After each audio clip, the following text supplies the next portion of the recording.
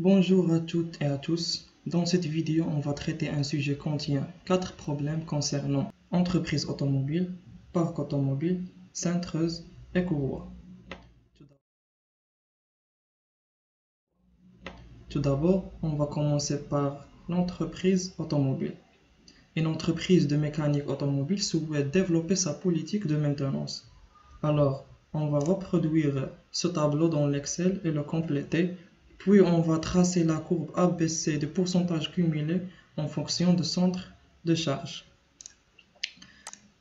Tout d'abord, on a classé ce tableau selon les heures de maintenance d'une manière décroissante pour que le rang soit de 1 jusqu'à 25. Pour le premier rang, on a 5683 heures de maintenance.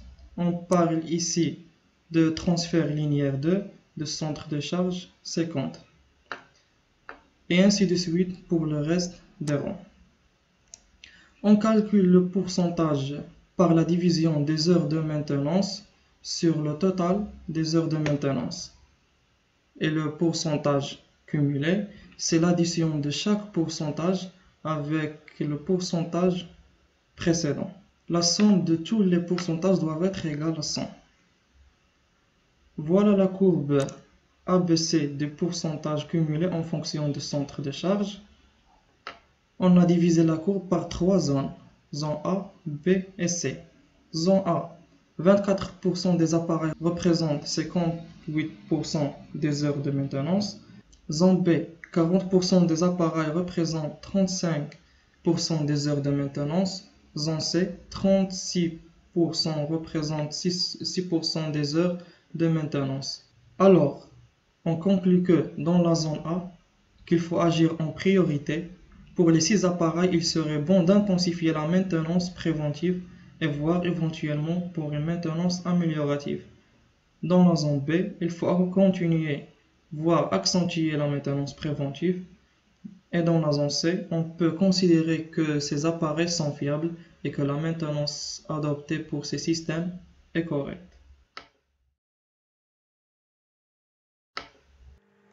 Et maintenant, nous allons traiter notre deuxième problème qui est le parc automobile. Mais tout d'abord, jetons un coup d'œil sur l'énoncé du problème afin qu'on puisse revoir ce qui nous a été demandé.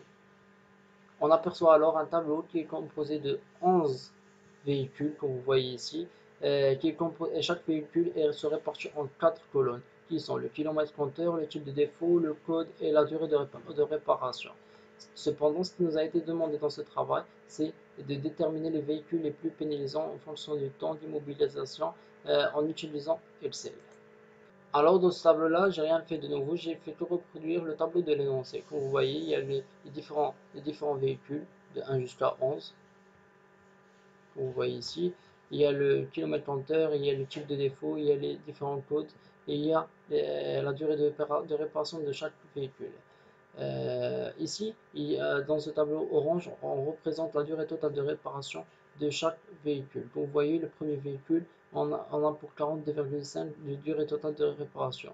Le deuxième véhicule, on a 50,5 de durée totale de réparation, ainsi de suite.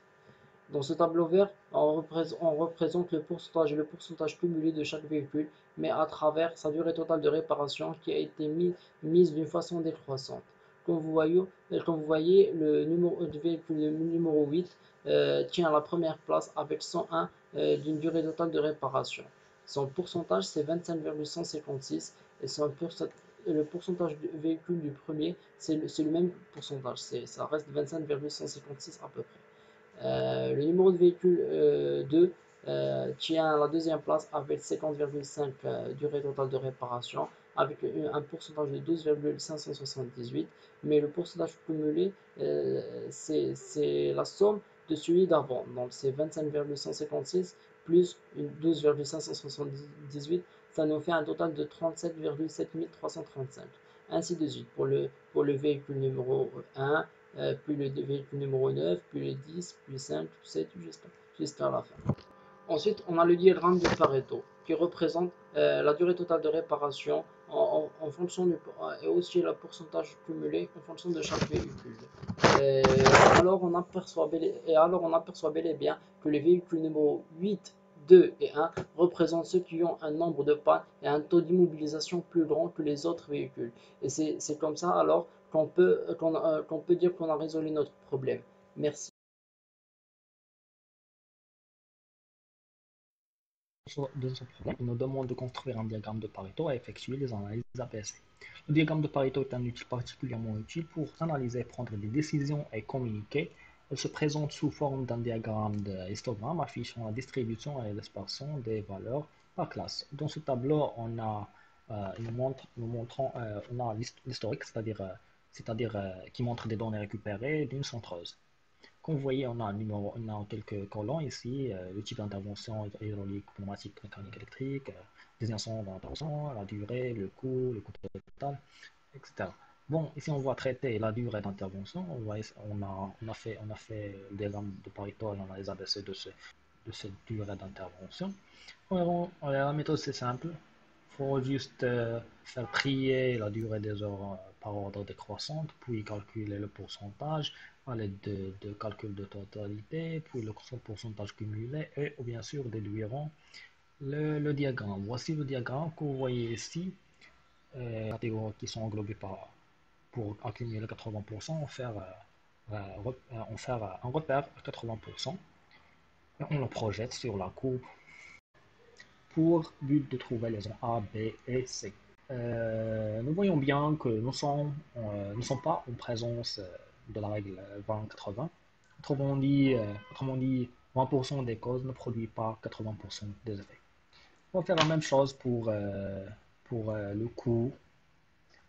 Pour le coût, ici, on a aussi le tableau, on a trié de la même manière, trier, calculer le total, puis le pourcentage, après le pourcentage cumulé, et déduirons le diagramme de Pareto.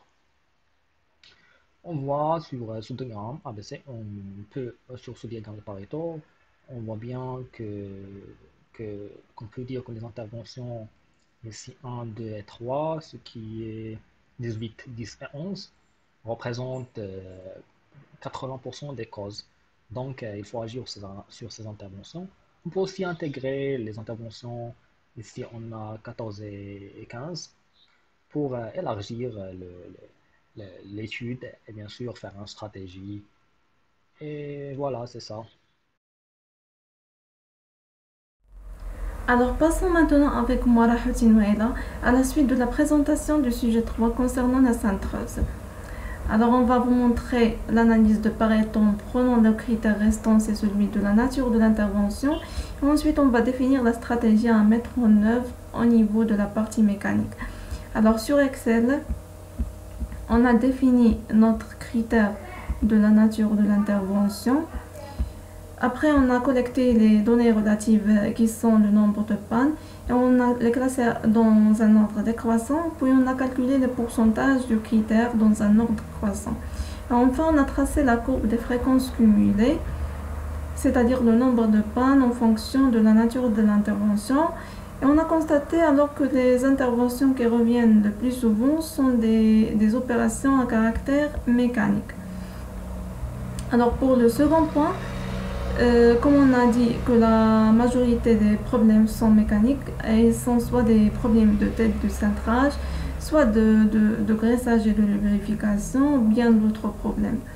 Alors pour les problèmes de tête de cintrage, il serait bon de continuer la maintenance améliorative et aussi mettre en place un suivi préventif afin d'éviter le remplacement aussi fréquent des pièces et d'éviter l'application prématurée des jeux, car ils sont liés à une erreur de conception, la plupart d'eux.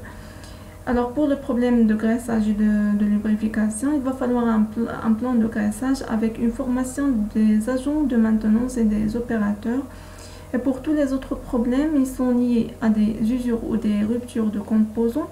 Donc en général, il faut chercher des fournisseurs qui résoudent ce problème pour une bonne qualité des composants. Aussi, il faut vérifier le dimensionnement et les matériaux choisis pour une bonne conception. Traiter le dernier exercice des courbes. La première question est de calculer la loi de dégradation des courbes. La première chose à faire, c'est de classer les TVF de manière croissante et calculer f de i. Donc, puisqu'on a 12 courroies, f de i, elle prend cette forme-là. Après avoir calculé f de i, on passe au papier de Webull où on va tracer les TBF et tracer la courbe qui passe par cette courbe horizontale pour trouver nu, puis tracer la courbe parallèle à notre courbe qui passe par haut et qui coïncide avec cette verticale pour trouver bêta. On retrouve nu et bêta 5,8 et 710. Donc R de T, elle va prendre cette forme-là. Pour la deuxième question, est-ce que les courroies ont été bien choisies? Donc, puisque bêta est supérieur à 5, cela montre que les courroies ont cassé dans leur période de vieillesse, donc les courroies ont été bien choisies. Pour la troisième question, on doit calculer le nombre prévisible de défaillance. Donc, pour cela, on doit savoir le MTBF. Le MTBF, elle prend cette forme-là, A fois nu plus gamma. Gamma est égal à 0, donc A, suivant ce tableau de données. Pour 5,8, on trouve A, 0,926. Donc, on retrouve après une application numérique le MTBF 660 heures par courroie. Donc, le nombre de cases par année va être le temps de disponibilité sur le MTBF qui va donner 3. Et pour la dernière question, on doit calculer la périodicité optimale. Pour cela, on doit calculer le coût direct et indirect. Le coût direct en euros, c'est le prix d'une courroie plus le prix de la main-d'œuvre, mais seulement dans 20 minutes, qui est le temps de changement d'une courroie. Et pour le coût indirect, c'est le coût indirect horaire, mais juste dans le downtime, qui est 30 minutes, donc la moitié. Après, on calcule le ratio économique, donc coût indirect sur coût direct, on retrouve 9,69. On passe après à la bague de Kelly. Donc pour R 9,69 et bêta 5,8, le croisement donne X 0,52. Donc X fois nu donne la périodicité optimale. On retrouve θ0 égale à 370 heures. Donc on dit si on change les cours toutes les 370 heures, on va économiser beaucoup plus d'argent que si on fait la maintenance corrective. Et merci pour votre attention. Nous tenons à vous remercier, notre cher professeur Raklaoui Kamel. Vous étiez toujours à notre disposition durant cette période critique. En nous guidant avec vos recommandations et aussi encadrement. Espérons que ce travail sera à la hauteur de vos attentes.